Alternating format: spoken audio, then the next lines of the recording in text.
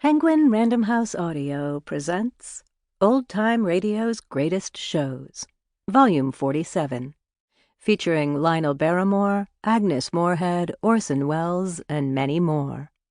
Edited by Carl Amari. Get this and get it straight. Crime is a sucker's road, and those who travel it wind up in the gutter, the prison, or the grave.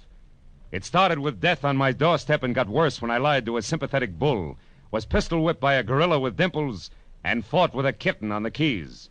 And it might have gone on that way all night if I hadn't been helped by the king of the beasts. From the pen of Raymond Chandler, outstanding author of mystery, comes his most famous character and crime's most deadly enemy as we present The Adventures of Philip Marlowe.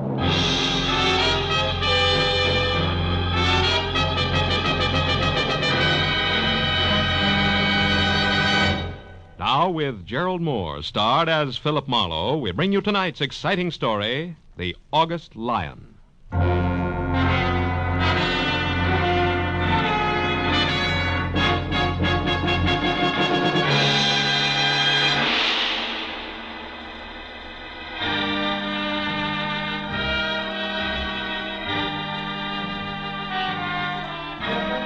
It was one of those in-between hours, along about 10 on a night at home when you don't quite know what to do with yourself. Then, all of a sudden, it's 11, and then 11:30. And you're in slippers and a robe and have done nothing, which is exactly where I was, except that I'd already decided on one, and only one, very dry martini, a quiet cigarette, and bed, when it came loud, insistent, and unwelcome. No improvement when I opened up. I saw less than 5 feet of excited cab driver jumping up and down. Mister, you Doc Marlowe? Yeah, I'm Doc Marlowe. That's right. Here he comes with a Doc. You better make room. Is the sofa there okay? I'll clear it off. Wait a minute, Jack. Who comes? Who? Okay, mister. Bring her on in. The Doc's here, all right. Hey, Doc, she's stiff. She's out like a light. Who? The babe. Who do you think? Sure too bad some people can't drink, huh, Doc? Yeah, it's real tough. Now tell me, do you... Hello, Phil. Judson Angel. I'm sorry to bust in on you this way. Is the sofa all right? No, it's stuffed with granite. Put her in the bedroom. Okay, will you take care of the driver, please? Yeah. How much, friend? Well, only 80 cents on the meter, Doc. A couple of bucks ought to cover it. Here. Good night. Good night, Diamond Jim. Well, Phil, I guess I'd better explain all this. Uh-huh. Here, I haven't seen you in 6 months, and when I do Never come mind around... the details, Judd boy. Let's talk about the problem. Who's the girl? Her name's Voss. Eileen Voss. She's kind of a stockbroker. Maybe speculator's a better term. You know, takes big chances with other people's money. I was in love with her, Phil, until tonight. When what happened? When I found out I was just one of many, it threw me, Phil. I really lost my temper. I swore I'd kill her on sight. Yeah, most guys do at a time like that, Judd. What's that got to do with her being drunk? And by the way, while we're talking, I'll put on some coffee, huh? No, don't, Phil. Why not? Because it can't help. She had a shot too many, all right, only this one's a bullet in her head. She's dead. Oh, fine. Now, Phil, listen, please. You've got to help me. I've got to find out who did it.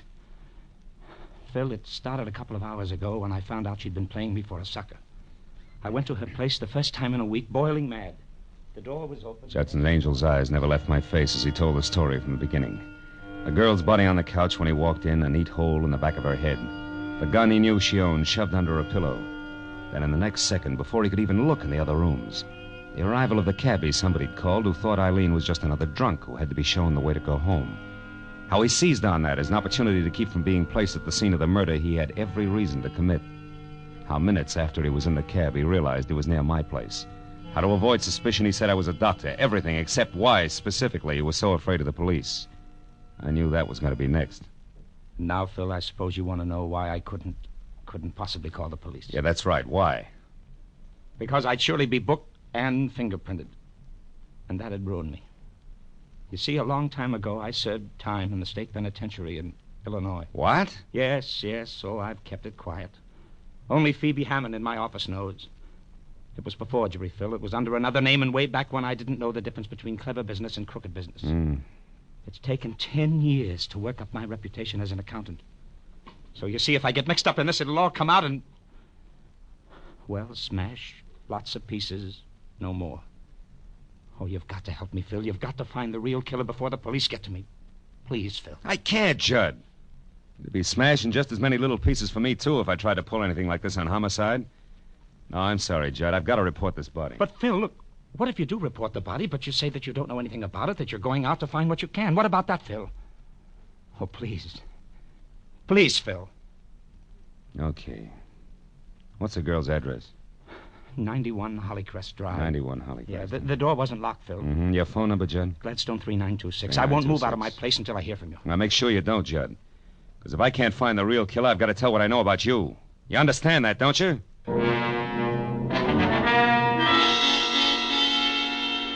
When Angel left, I called Detective Lieutenant Matthews at police headquarters and lied that there was a corpse in my apartment about which I knew nothing, and that I was on my way out to see what I could find. Then I hung up fast, not feeling very good. 20 minutes later, when I was in the plush living room at 91 Hollycrest Drive, I had zero to go on.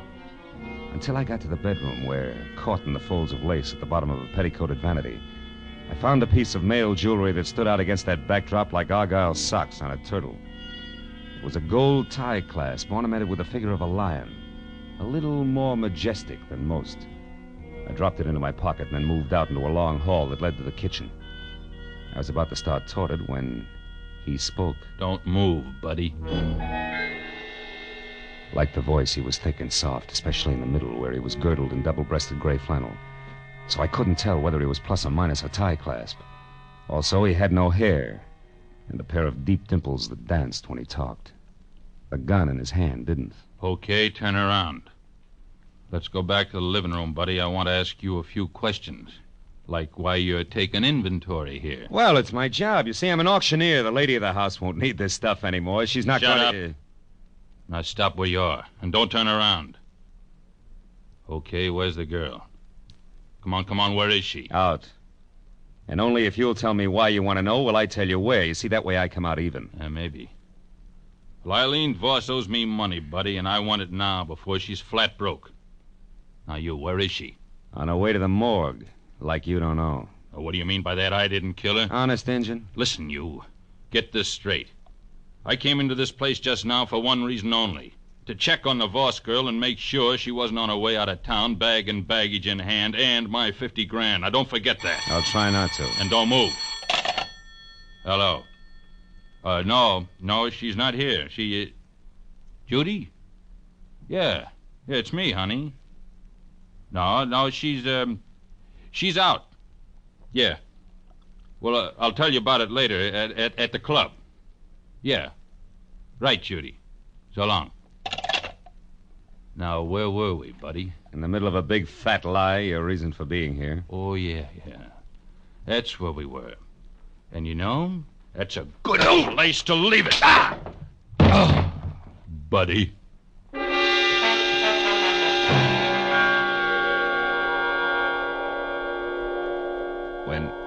When the twin telephones, lamps, and end tables next to me got back to being one of each again, I saw the note next to the phone that said, "Call Monday at the garden room," which didn't add too much until I realized that Monday was spelled not as the day in the week, but M-U-N-D-Y. And I recall that the garden room was a cozy collection of crepe paper flowers where some people did their serious drinking. That plus dancing dimples telling a girl named Judy, who had called for Eileen in the first place, that he'd meet her at the club was a little better than the 0+ tie clasp I'd been working with. And a half hour later, that little became a lot, and things started to dovetail because a placard under glass in front of the garden room bragged about the glamour-puss pianist featured inside, whose name was first Judy, second Monday, not his day in the week. I blessed my good luck, exchanged smiles only with a head-check girl in the lobby, and found a table for one inside, not more than a half a dozen octaves away from Miss Monday's left hand. I'd ordered a drink and had a cigarette going before she paid any attention to me. I'll play anything you want. It's a rule of the house. Just name it, or hum it, or whistle. But don't croon. That's also a rule of the house. What'll it be? How about the number you always play for that fat friend of yours? You know, the one with the deep dimples? Berleffi? Sure. It's kind of corny. Remember it? Yeah. You a friend of his? Not exactly. I didn't think so. He'd crown you if he heard you say dimples. He's sensitive. You're new here, aren't you? I've been in once or twice. Mutual friend of ours used to speak well of you. Eileen Voss. Sample complete. Ready to continue?